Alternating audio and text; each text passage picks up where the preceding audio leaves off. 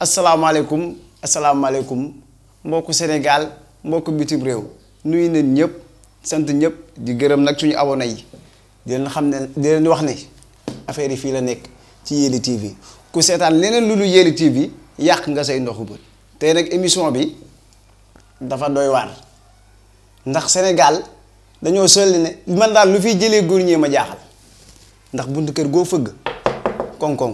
entrée ana borom kër gi jigéen ay génn nga ne ko an sa borom kër mu ne la faatu na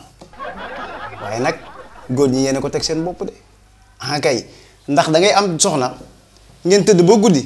mu préparé jóg potu cuuraay mu génnee teg sungum alevut mu teg kirdan mu teg nga tëdd rek na yàccaaral ah mu dugal fii fu bën nekk mu rof fa dara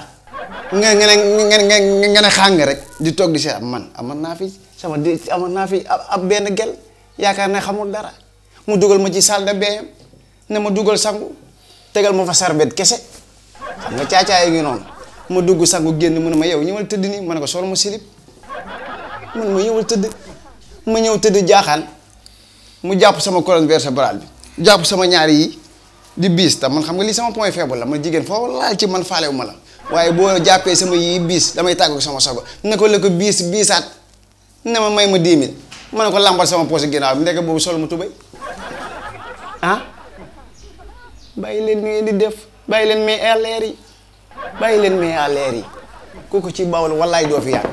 góor ñëpp ñu ngi si armère man romb naa ci ay armère néew bi ne nii jóg ne ma ne ko kan mu ne ma yow mu ne ko man ma ne ko waaw mu ne ko ñëw ma de looy wax ko foofu mu ne ma damaa amoon benn question bu may laaj rek ma ne ko laajal mu ne ma ndax Sénégal ma ne ko jigéen ñi ñu ngay cuuraay ba léegi mu ne ma waaw ma ne ko waaw ñu ngay cuuraay ba léegi tey la wàlla gën a ay rek néew bi ne ni waat ci bàmmeel bàyyi leen mais à l'air yi lii moo fi ñëwoon tey seen émission Actu Rire wasalaam